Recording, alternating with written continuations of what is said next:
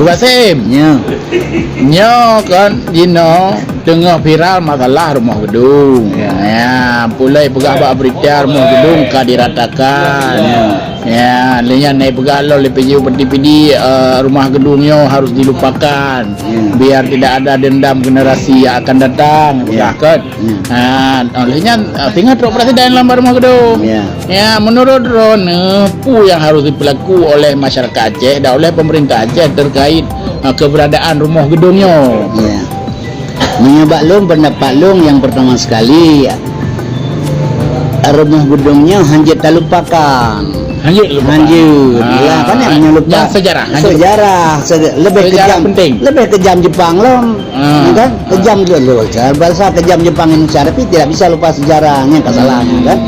Nah, jadi rumah gedung tetap rumah gedung, peristiwa yang kekejamannya tetap kekejaman harus kita kenang. Masalah menatap ke depan lain lagi. Kemudian memang ini sabah tempat lagi dari rumah gedungnya sebagai salah satu di antara beberapa tempat yang lain, dialah sebagai saksi bisu, berarti benar ada kekejaman daun di sana. Nah, setelah ada saksi bisu, ada orang mengakui. Siapa yang mengakui? Pemerintah. Kan? Pemerintah mengakui itu ada berarti. Ya kalau diakui makanya kan kalau diinvestigasi, kalau nak Komnas HAM, kait tetap kait pemerintah, maka Pak Jokowi kerja agak bantuan atau reparasi kepada korban HAM. Hanya yang boleh dipegang.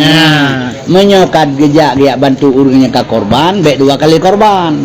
Setelah korban penyiksaan, korban kehilangan saudara, hilang lagi hak dia.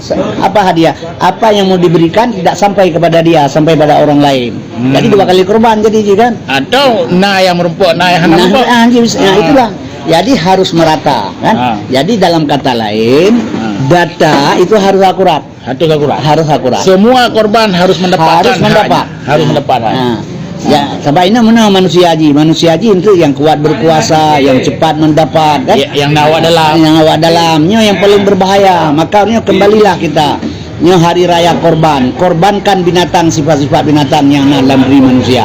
Jadi jangan ada istilahnya tragok kecok ke kitanya. Mau binatang itu ni bui hanai paju itu puat ra saya atau yang punya babi itu puat rabui. Jadi itanya sebagai manusia yang punya keimanan ada tragok bete tragok kitanya. Jadi inti rumah gedung tidak boleh dilupakan. Itu sejarah kekejaman. Dan hak-hak para korban HAM yang ada di rumah gedung dan tempat-tempat lain semuanya harus